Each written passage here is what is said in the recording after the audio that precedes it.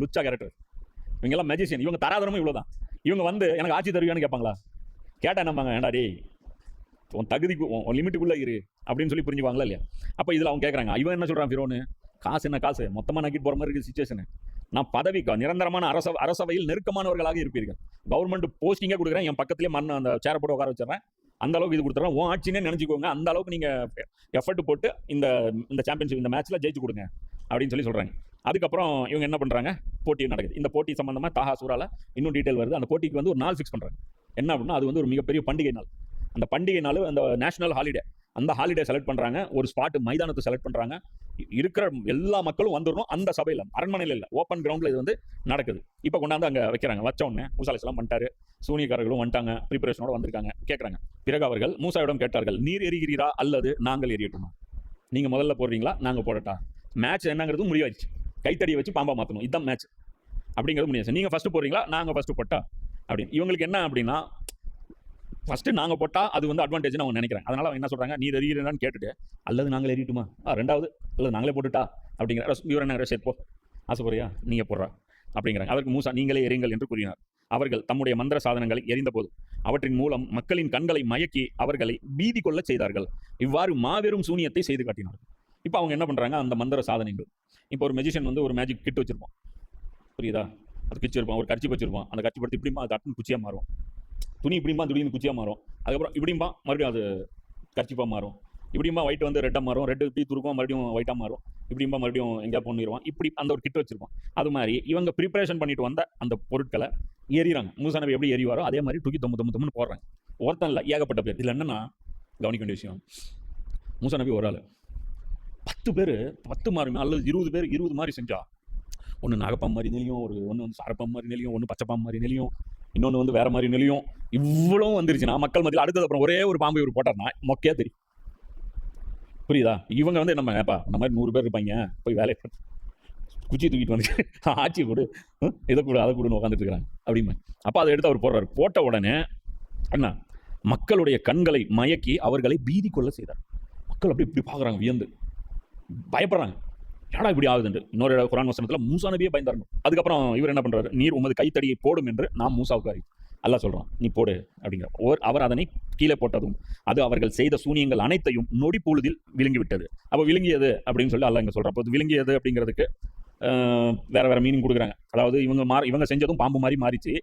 இப்போ மூசா நபி போட்ட பாம்பு வந்து எல்லா பாம்பும் அது சாப்பிட்டுச்சு அப்படின்னு சொல்லி விளக்கம் சொல்கிறாங்க. இப்போ அந்த ராஜநாகம் மாதிரியான நாகம்லாம் பார்த்தீங்கன்னா சாரப்பாம்பு சாப்பிடும், அது பாம்பு மட்டும் தான் சாப்பிடும். ஸோ அப்போ சூனியக்காரர்கள் மாற்றினது உண்மையிலே அந்த மாதிரி பாம்பா மாறிடுச்சா அப்படின்னு கேட்டால் வாய்ப்பு இல்லை. ஏன்னா அப்படி எப்படி மாறும், பாம்பா ஒரிஜினல் பாம்பா எப்படி மாறும்? சதை இருக்கிற, ரத்தம் இருக்கிற, உயிர் இருக்கிற ஒரு பாம்பா அது மாறாது. அது வேற எதுமோ அந்த ஒரு தோற்றம் தான் கொடுத்துருக்கு. இப்போ இங்கே தோற்கடித்தது அப்படின்னா என்ன மீனிங்னா, அதெல்லாம் இப்படி நண்டுட்டு இப்படிலாம் பண்ணிட்டு இருக்கு. இந்த பாம்பு போய் அதை போய் ஒரு சுத்துது. இப்படி சுத்திட்டு வந்தவொடனே அது எல்லாமே கைத்தடியாகவும் கயிறாகவும் எவன் எதாவது ஒரிஜினல் மெட்டீரியல் போட்டானா அது ஒரிஜினல் மெட்டீரியலாக போட்டு இப்படி மாறிடுச்சு. இது மட்டும் இப்படி தூக்கிட்டு நிற்குது. இப்போ என்னாச்சு புரியுதா? இது போய் அதுங்களை போய் தொட்டு விட்ட உடனே அதெல்லாம் டொப்புன்னு கயிறா மாதிரி விழுந்துருச்சு. சும்மா சுற்றி விட்டு கொஞ்சம் நேரம் அது சுற்றிச்சு, அவ்வளோதான். அதில் நிறைய அவங்க டெக்னிக் பண்ணியிருப்பாங்க. பாம்பு மாதிரி பெயிண்ட் அடிச்சு வந்திருப்பான், புரியுதா? பாம்பு மாதிரி அதை பெயிண்ட் அடிச்சு அது ஒரு கலர் ஷேடு கொடுத்து அது பார்க்காத மாதிரி இப்படி எடுத்து சுற்றி போகிறோம். ஏதோ அவனுடைய டேலண்ட், அல்லாவே டேலண்ட்னு சொல்கிறான்னா அந்த டேலண்ட் இருக்கும். இப்போ இன்றைக்கி நம்ம எவ்வளோ வித்தியாசமாக பார்க்குறோம்ல, டைனமோ என்ன மாதிரியான கண்களை ஏமாற்றக்கூடிய விஷயங்கள்லாம் இங்கே செய்கிறாங்க.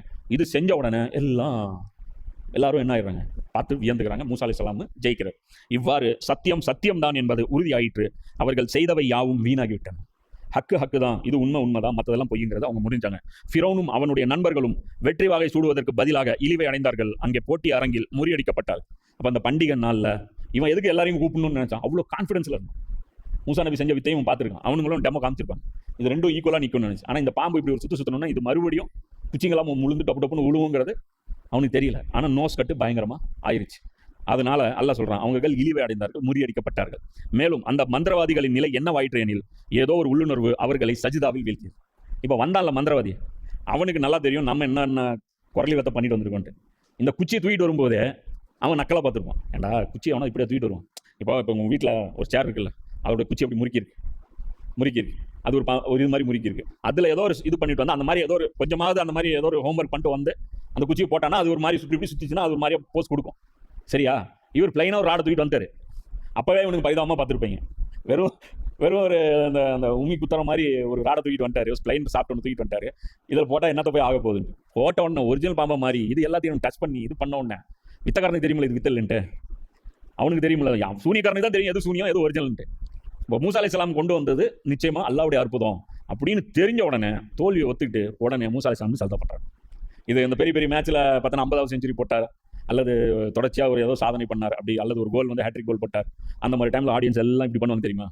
ஆடியன்ஸ் எல்லாம் அதே தான் அவங்க பண்ணுறாங்க. அந்த டைமில் வந்து சஜ்தா வந்து எல்லாருக்கும் ஹலால் அங்கே இருந்துச்சு. அப்போது டோட்டலாக அவங்க என்ன பண்ணுறாங்க? சூனியக்காரர்கள் சஜ்தா செய்கிறாங்க. சஜ்தா செஞ்ச உடனே டோட்டலாக இவனுக்கு வந்து நோஸ் கட் ஆகுது. அவர்கள் கூறினார்கள், நாங்கள் ஏற்றுக்கொண்டோம் அகிலங்களின் அதிபதியை, கேலக்சிகளின் இறைவனை நாங்கள் ஏற்றுக்கொண்டோம். மூசா மற்றும் ஹாரூனின் அதிபதி சொல்கிறாங்க.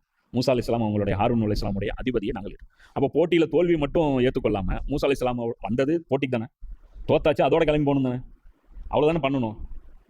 இவருடைய அந்த அந்த வித்தை, அதாவது அந்த அந்த அற்புதம் எந்த அளவுக்கு இவங்களை டாமினேட் பண்ணுதுன்னா, மூசா நபியை தோத்துட்டேங்கிறதும் பகிரங்கமாக ஒத்துக்கிட்டு, புரியுதா?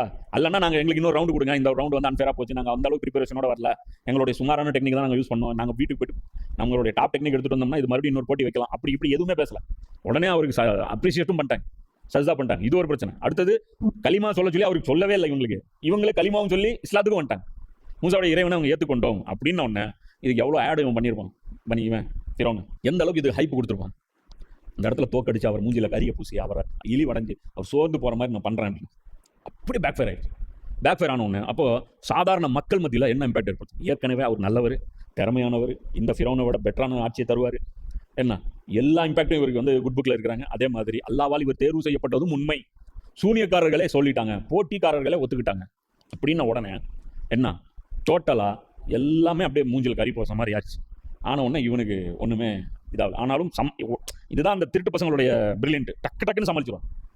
ஃபிரௌன் கூறினான், நான் உங்களுக்கு அனுமதி அளிப்பதற்கு முன்பே நீங்கள் அவன் மீது நம்பிக்கை கொண்டு விட்டீர்களா? நான் பர்மிஷன் கொடுக்கறதுக்கு முன்னாடி நீங்கள் எப்படி மூசா வந்து நீங்கள் கரெக்டுன்னு சொல்லி நீங்கள் நம்பலாம்? இன்னும் வந்து மேட்ச் வந்து நான் தான் முடிவு பண்ணணும், யார் ஜெயிச்சா தோத்தா அது இதுன்ட்டு நீங்கள் சொல்கிற நான் ஜெயிக்க அந்த டிசிஷன் வர்றதுக்கு முன்னாடியே நீங்களே முடிவு பண்ணி நீங்களே இது பண்ணிட்டீங்க. நிச்சயமாக இந்த தலைநகரில் நீங்கள் மேற்கொண்ட சூழ்ச்சியாகும் இது. இந்த எகிப்துடைய இந்த மாபெரும் அரசாங்கத்துடைய இந்த ஹெட் குவார்ட்டர்ஸில் வந்து நீங்கள் வந்து சூழ்ச்சி பண்ணியிருக்கீங்க. இங்குள்ள ஆட்சியாளர்களை இங்கிருந்து நீங்கள் வெளியேற்ற வேண்டும் என்பதற்காக விரைவில் இதன் விளைவை நீங்கள் தெரிந்து கொள்வீர்கள். இவன் டக்குன்னு என்ன சொல்கிறான்? நீங்கள் மூசாவும் நீங்களும் கூட்டணி, அதாவது நீ வந்து நீ போடுற மாதிரி போடு, நான் வந்து அதை கொஞ்சம் வீக்காக போடுறேன், நீ ஜெயிச்சுட்டேன்னு நானே இது பண்ணிடுறேன். நான் ஃபிரௌன்ட்ட பேசின அந்த டீலிங் உங்ககிட்ட பேசிக்கிறேன். ஃபிரௌன்ட்ட என்ன பேசியிருந்தாரு? ஜெயிச்சா மந்திரி சபையில் இடம், அதே இந்த இடத்துலையும் டீல் பேசலாம்ல, மூசான வீடியோ தோத்தா நீ எனக்கு மந்திரி சபையில் இடம் அப்படின்ட்டு என்கிட்ட பேசுன மாதிரி அங்கேயும் பேச பண்ணிட்டீங்களா? அதனால் நீ தோத்துட்டு என்ன வந்து இது பண்ணுறியா? இப்போ இங்கேயும் பரவ என்ன பேசுகிறான்? பனி இஸ்ராயல்கள் வெளியே போகிறத பற்றி பேசல, இங்குள்ள ஆட்சியாளர்களை இங்கிருந்து வெளியேற்ற வேண்டும் என்பதற்காக. இது எங்க இஷ்யூ வந்துச்சு? இது மட்டும் மூசா அலைஹிஸ்ஸலாமுக்கு இந்த அஜெண்டா இல்லை அப்படின்னா அந்த இடத்துல மூசா அலைஹிஸ்ஸலாம் என்ன சொல்லுவார்? என்னப்பா அறிவு கட்டத்தனமா பேசிட்டு இருக்கிறேன், நான் அல்லாஹ்வை கும்பிடுங்கிற, நீ வந்து ஆட்சியாளர்களை வெளியேற்ற ஆட்சியாளர், நான் எங்கடா பாலிடிக்ஸ் பேசுறேன், திரும்பி பாலிடிக்ஸே பேசிட்டு இருக்கிறேன், நான் என்ன பேசிட்டு இருக்கிறேன், நான் காதுங்கிற, நீ வேதுங்கிற, புரியுதா? அப்போ அதுதாங்கிறாரு மூசா அலைஹிஸ்ஸலாம். இது சும்மா இருக்காருன்னா மீனிங் என்ன? அதான் மீனிங். உன்னால எனக்கு கீழே இருக்க முடியும்னா இந்த இடத்துல இரு, இல்லைன்னா ஒரு விட்டுன்னு போ, ஏன்னா நான் அல்லாஹ்வுடைய ரசூல், இதான் மீனிங், புரியுதா? அது மீனிங்கிறதுனால தான் அவன் வந்து திரும்ப சொல்கிறான், அதனால தான் நீங்கள் அனுப்பப்பட்டீங்க அப்படிங்கிறான். இதே டேலண்ட் இன்னைக்கு அரசியல்வாதி நம்மள்ட்ட இருக்கும். ஃபஸ்ட்டு ஏதோ ஒரு கையுங்களமாக ஏதோ ஒரு